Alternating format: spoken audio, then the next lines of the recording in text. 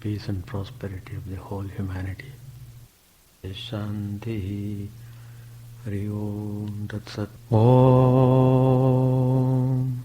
Stapakaya Dharmasya Sarvadharma Swarupine Stapakaya Dharmasya Sarvadharma Swarupine Avatar Varishtaya Ramakrishna Te Namah.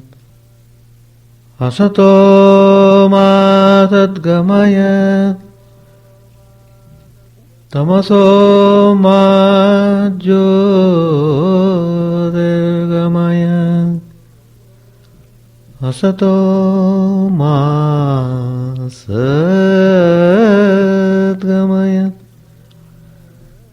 tamaso ma jyotirgamaya. Mrityorma mritagamaya.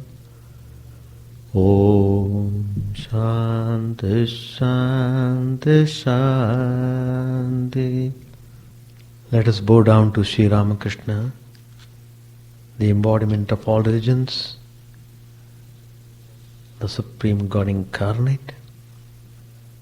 Let us pray to Him to lead us from unreal to the real, to lead us from darkness of ignorance to the light of knowledge, to lead us from death to immortality. We were discussing about the free will. Sri Ramakrishna had said free will had been implanted in everyone's mind.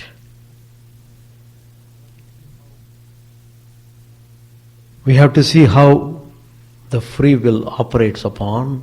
We may make a distinction between determinism and limitations or conditions that beset our exercise of free will.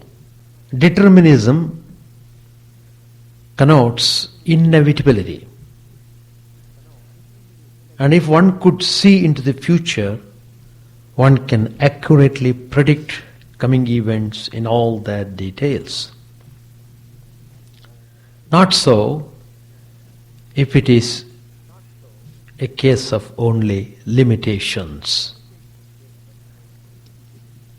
Limitations can be overcome by effort. Further, limitations do not preclude alternative course of action.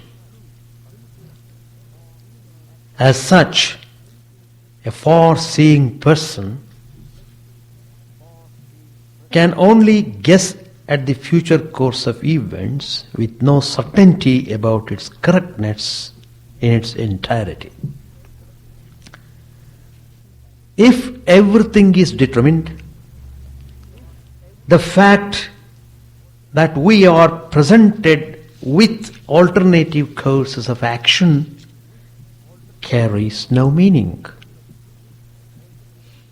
In the very nature of things, we take the help of our faculties and past experience to decide upon a particular course of action.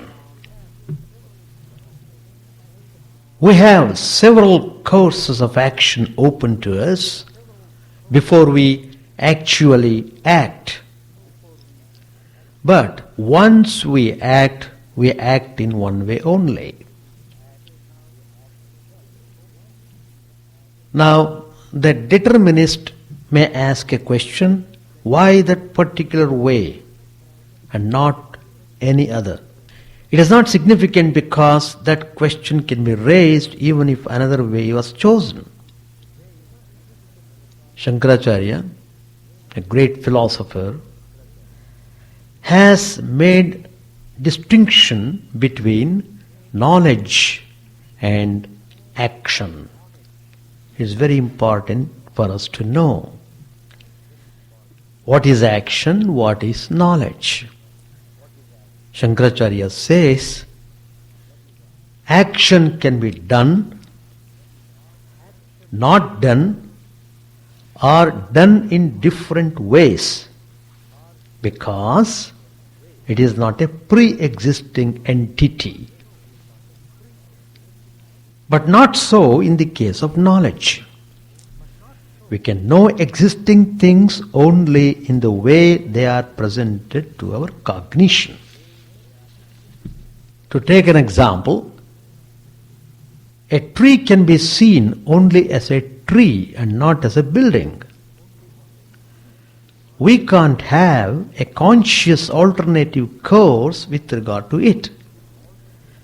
Thus, in action, we are presented with various alternatives, but our choice of action may be restricted depending upon our knowledge, depending upon our experience, depending on outward circumstances.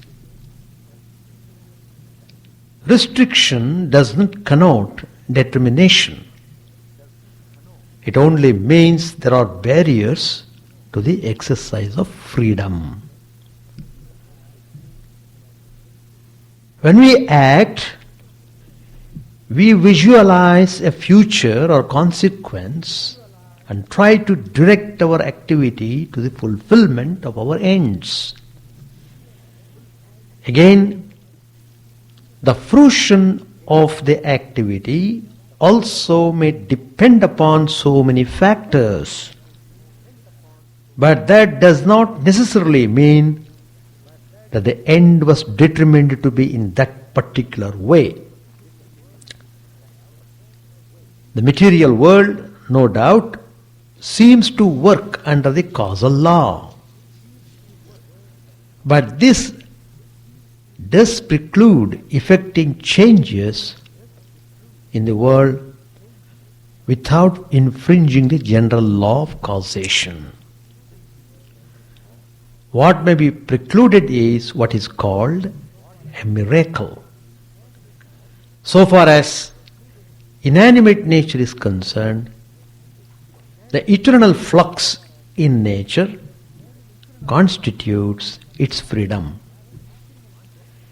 But the law of causality that it seems to obey gives a stability and direction to it and makes it amenable to purposive activity by intelligent beings. If the changes in nature were to be capricious, without obeying any causal law, no purposive activity would have been possible. Life itself would be impossible.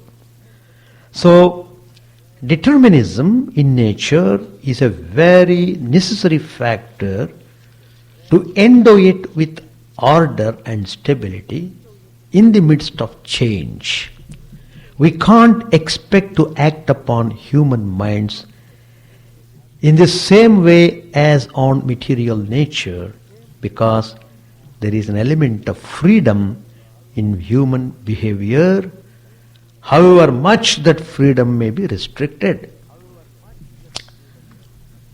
In individuals, the freedom is more expressed, and it gets more and more circumscribed as we come to large groups. Exercise of free will may be guided by our knowledge, past experience, and so on, and restricted by circumstances. On this account, we will not be justified in declaring that this is not true free will, because this is the only possible way of expressing human free will directed to purposive activity in the phenomenal world. Absolute free will directed to nothing and guided by nothing is a mere caprices. If we have no absolute free will, there is no absolute determinism either. The world process involving animate and inanimate activity, even if moving towards definite end, may not be a completely predetermined thing, like the unrolling of a cinema film, where everything, every detail, including the apparent free activity and the sense of freedom, is fixed. It's quite possible to liken it to the script of a drama. The whole play may be pre-written, but there is freedom in enacting it, and sometimes in adapting it, or improvising innovations even. The theatres may be of different types, with varying types of equipment, scenery, decoration, and so on. The team of actors too may be different. The way in which it is acted may be different, and the actors too, without breaking the general tenor of the script, may introduce novelty in acting and improvising the dialogues.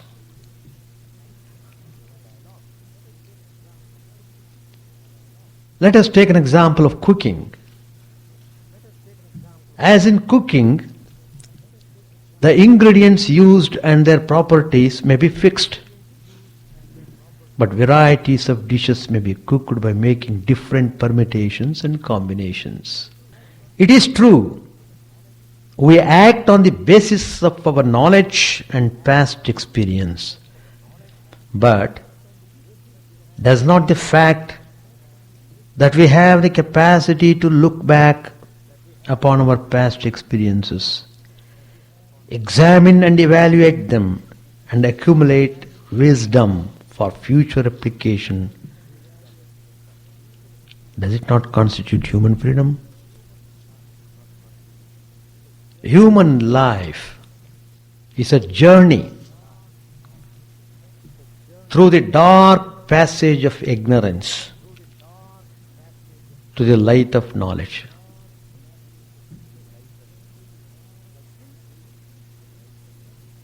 The will is an instrument with which we conduct our lives, and the more we advance in knowledge, the more efficient is the functioning of the will. It gains more and more freedom as we advance towards knowledge. Knowledge should not be equated here with mere intellectual knowledge, but assimilated knowledge, that which becomes a part and parcel of our lives. Knowledge is virtue.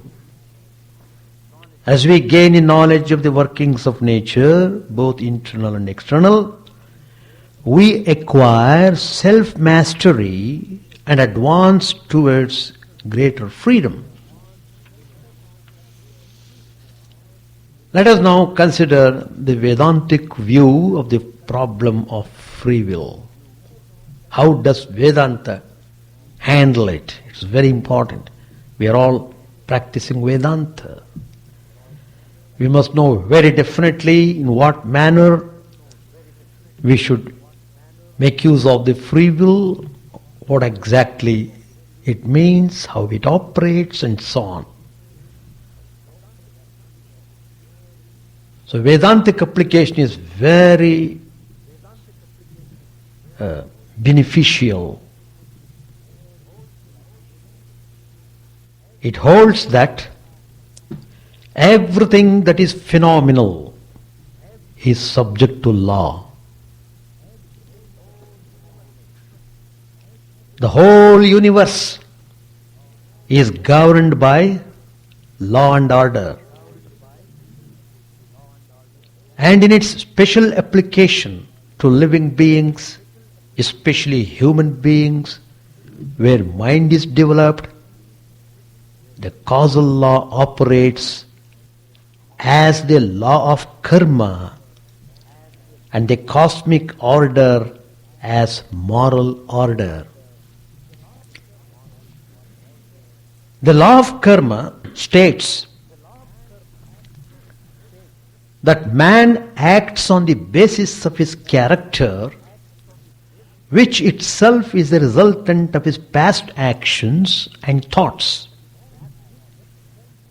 And in its moral aspect, it operates as a principle. As you sow, so you reap. Lord Krishna says in the Gita, Yajnarthat karmanonyatra lokoyam karma bandhanaha tadartham karma kaunteya mukta sangas samachara. Lord Krishna says that even the learned act according to character which is formed by impressions of past actions. The will, according to Vedanta, comes into existence only when the mind comes into contact with phenomenal objects and there arises desire in the mind. Before this contact, no will is produced in the mind. Will is a compound, a mixture of the internal and the external. Therefore, will is phenomenal and cannot be really free. It is subject to the same law of causality which the phenomenal universe is subject to. Further, Vedanta holds mind itself is material, only it is fine matter. Therefore, it is subject to law. Swami Vivekananda says in his complete works. Though the law of karma is deterministic in its nature, it also asserts the freedom of the individual. Whence then is this freedom? What is the explanation of this sense of freedom in man? Vedanta answers, true. Nothing phenomenal is free.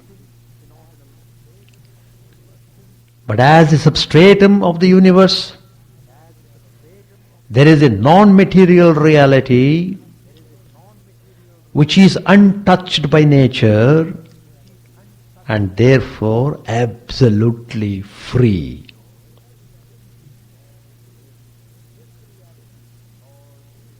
This reality is called Brahman. It is pure consciousness and is the source of all phenomena.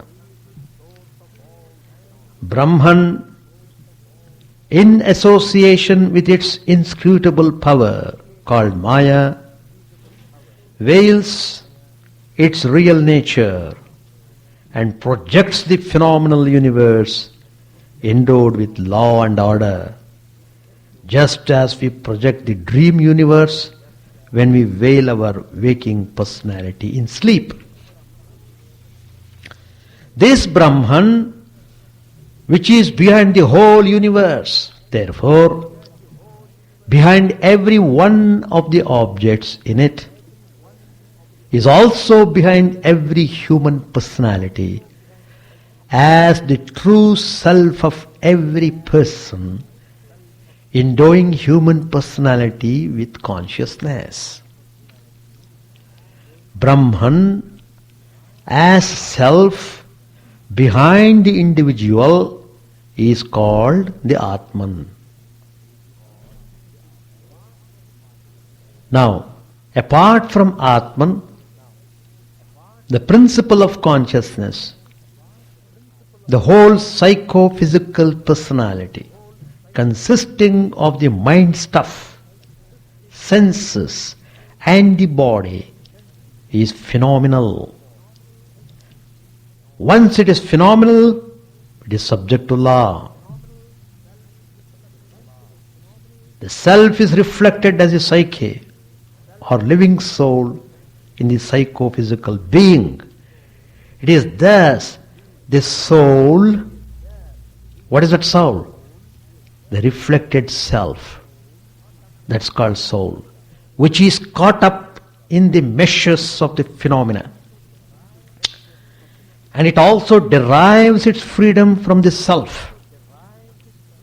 If one can free oneself from phenomena by identifying oneself with the true self, one realizes oneself as eternally free.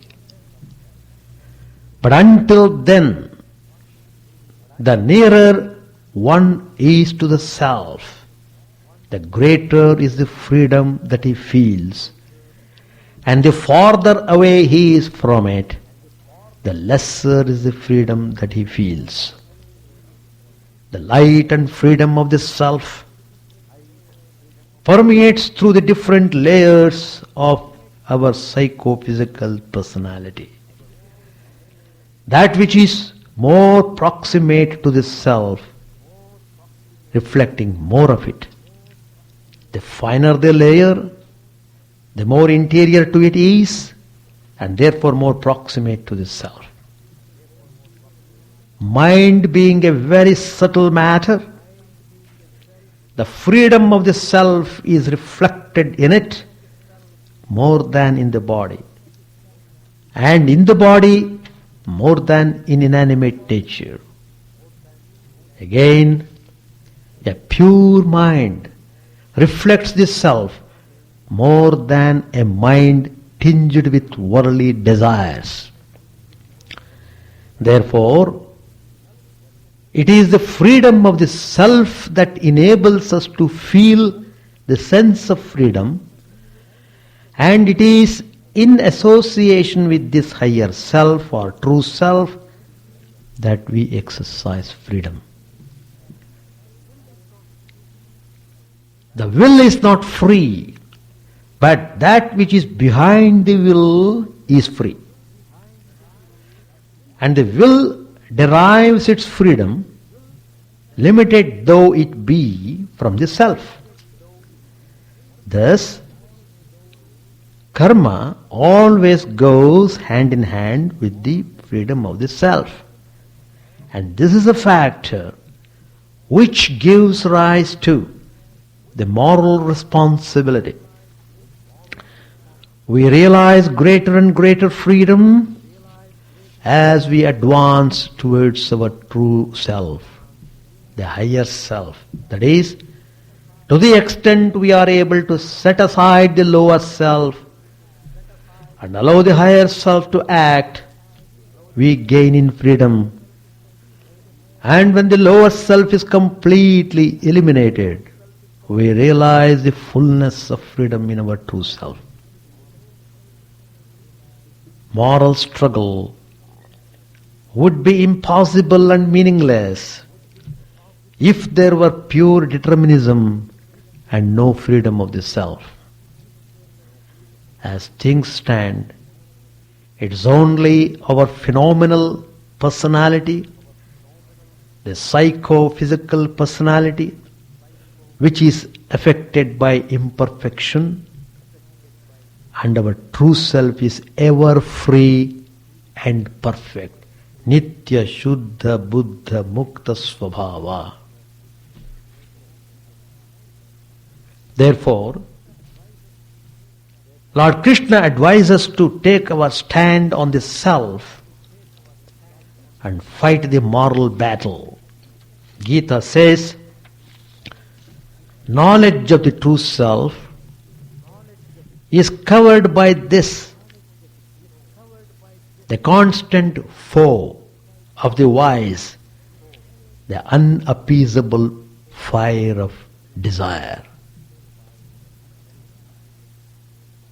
The senses, the mind, and the intellect are said to be its abode of desires.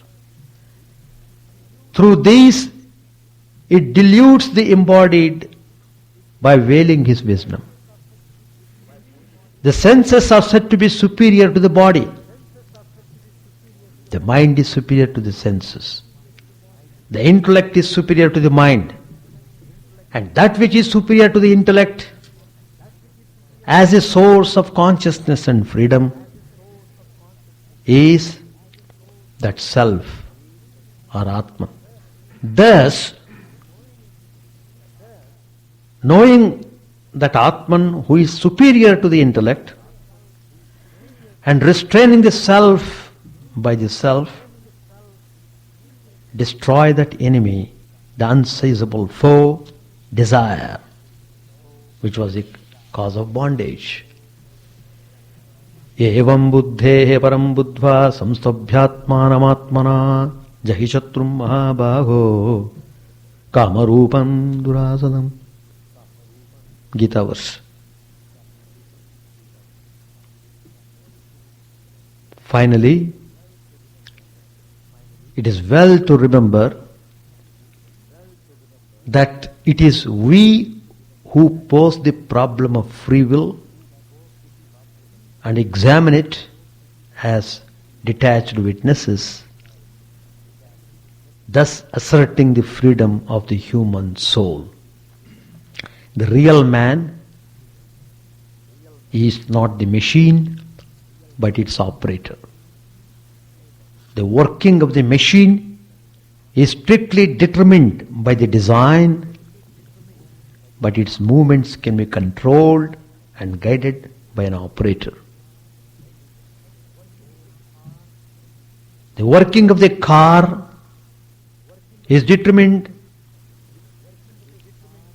but the driver can control it and keep it to the road and guide it in different directions to reach the destination. Similarly, human will is an instrument, strictly determined, but amenable to control and guidance in its operation to serve moral and spiritual ends.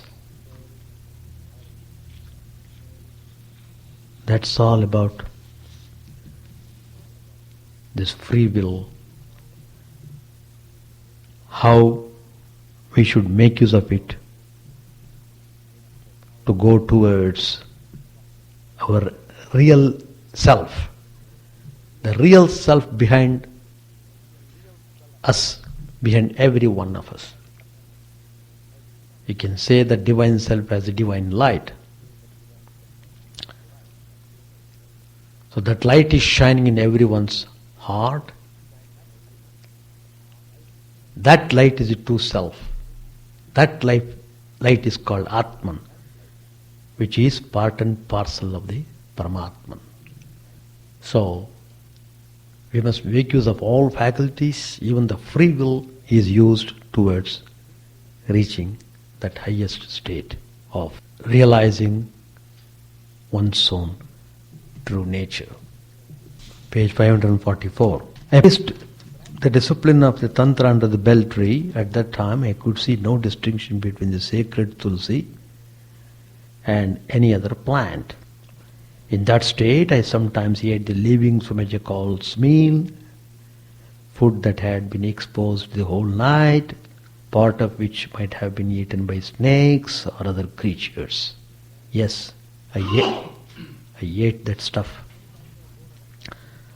Sometimes I rode on a dog and fed him with luchi, also eating part of the bread myself. I realized that the whole world was filled with God alone.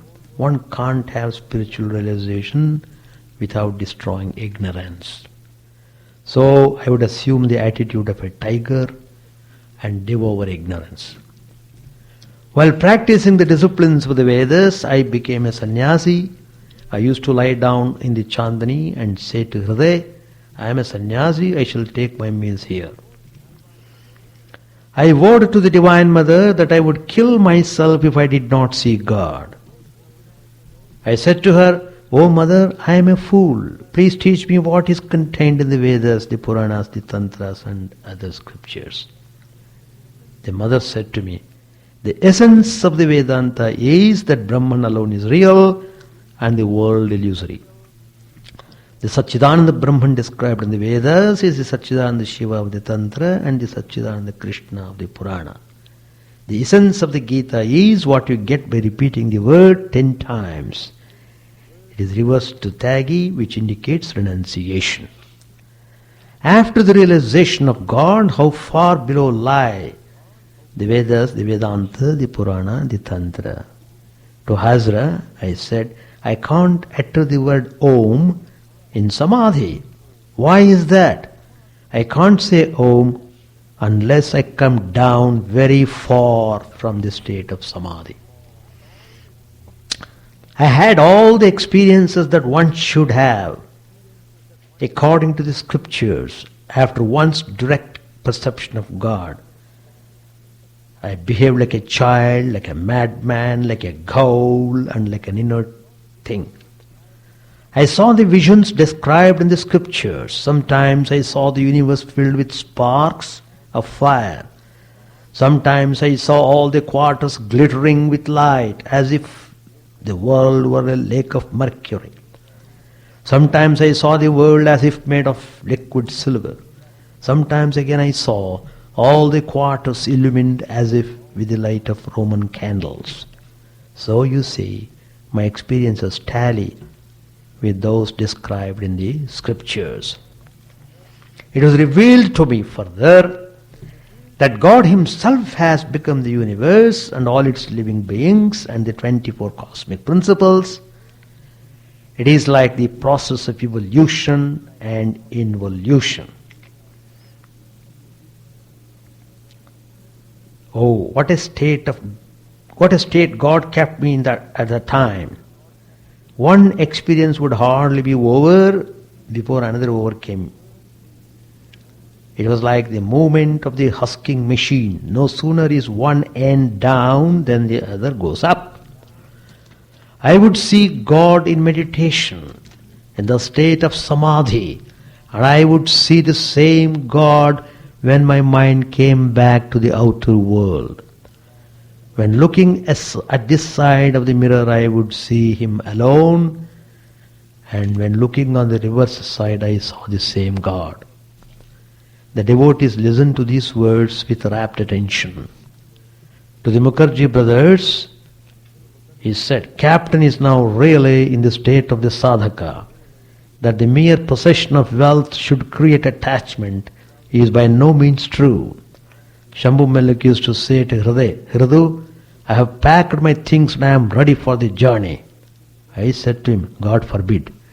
Why do you say such ominous words?" "No," replied Shambhu, "please bless me that I may cast aside all these possessions and go to God." God's devotees have nothing to fear. They are His own. He always stands by them. Once Duryodhana and his brothers were imprisoned by the Gandharvas. It was Yudhishthira who freed them. Yudhishthira said, "If our relatives are placed in such a plight, then it is our disgrace." It was about 9 o'clock in the evening. The Mukherjee brothers were ready to return to Calcutta. The master left his seat and began to pace the room and the porch. He could hear the kirtan sung in the Vishnu temple. A devotee said that Harish and Latu were in the singing party. Sri Ramakrishna and the devotees went to the Vishnu temple and saluted the deity. The Brahmins belonging to the staff of the temple garden and also the priests, the cooks and the servants were singing the kirtan. He stood there a few minutes and encouraged the singers.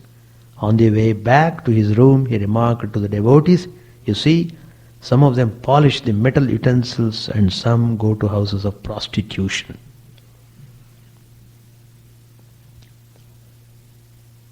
The master returned to his room and took his seat. Presently the singers came and bowed low before him. The master said to them, one should perspire dancing and singing the name of God as people do earning money. I had thought of joining you in the dancing, but I found that you did everything very well. You had flavored the curry with all the seasoning. What could I add? It will be nice if you sing devotional songs that way now and then. The Mukherjee brothers saluted the master. The carriage was ready near the veranda north of the room.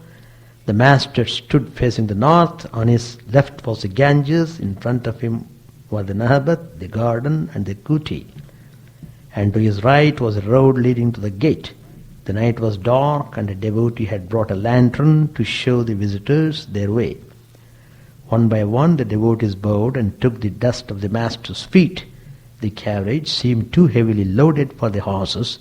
The master said, "Are not there too many people in the carriage?" Sri Ramakrishna remained standing. As the carriage rolled away, the devotees looked back at the master's face, beaming with compassion and love. A large number of devotees were in Sri Ramakrishna's room, among them Ram Mahendra Mukherjee M. and Chunilal. Chunilal had just returned from Vrindavan, where he had gone with Rakhal and Balram. The two latter were still there. Nitya Gopal also was staying there. The master began to talk with the Chunilal about Vrindavan. We shall stop there. Whatever free will you have is all restricted. It has got limitation. But free will is implanted in everyone, as Sri Ramakrishna said, so that you feel responsible for what you are doing and what you intend to do. So that you may feel responsible for your future course of action. That's the way how we should understand. We should not become desperate thinking that everything is determined and we don't have to do anything. It's not like that. We have to fight the darkness of ignorance. As long as we are in this phenomenal world, we are in darkness. So, you have to fight by whatever means you adopt. What is needed is to get rid of this ignorance. So, you must assimilate the spiritual ideas, the tenets of Vedanta, the true nature of yourself. Try to be more focused towards your true self, and then guide all your activities accordingly. Then use your free will so that you can go towards purity and perfection. As I said earlier, absolute freedom is in the absolute Brahman.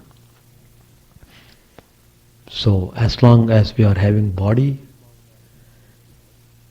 as long as we are encased in this body-mind, we are guided by all these forces operating in the phenomenal world.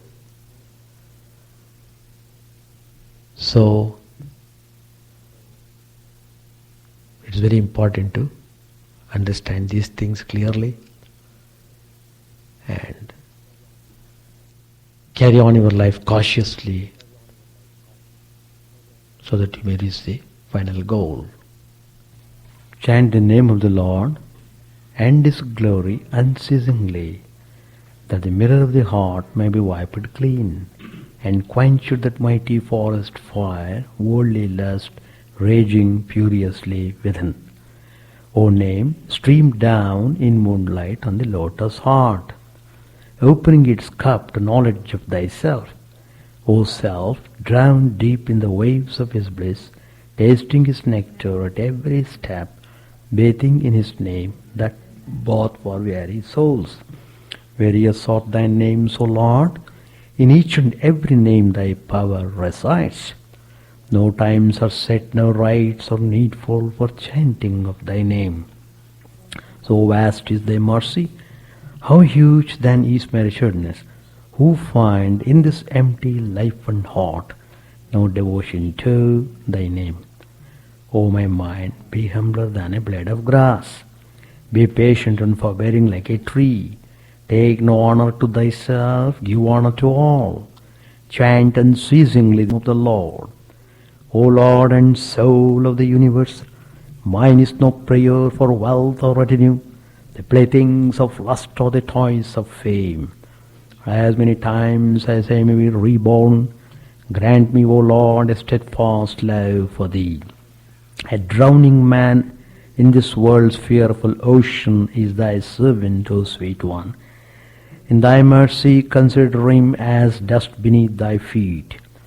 Oh, how I long for that day when an instant's separation from thee, O Lord, will be as 1,000 years, when my heart burns away with its desire, and the world without thee is a heartless void. Prostrate at thy feet let me be, in unwavering devotion, neither imploring the embrace of thine arms, nor bewailing the withdrawal of thy presence, though it tears my soul asunder.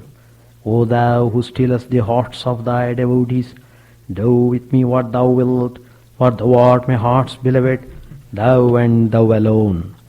O Lord, lead us from the unreal to the real, lead us from darkness to light, and lead us from death to immortality. May all be free from dangers, may all realize what is good, may all be actuated by noble thoughts, may all rejoice everywhere. May all be happy, may all be free from disease, may all realize what is good, may none be subject to misery. May the wicked become virtuous, may the virtuous reign tranquility, may the tranquil be free from bonds, may the freed make others free. May good betide all people, may the sovereign righteously rule the earth, may all beings ever attain what is good, may the worlds be prosperous and happy. May the clouds pour rain in time. May the earth be blessed with crops. May all countries be freed from calamity. May all holy men live without fear. May the Lord, the destroyer of sins, the presiding deity of all sacred works, be satisfied. For he being pleased, the whole universe becomes pleased. He being satisfied, the whole universe feels satisfied.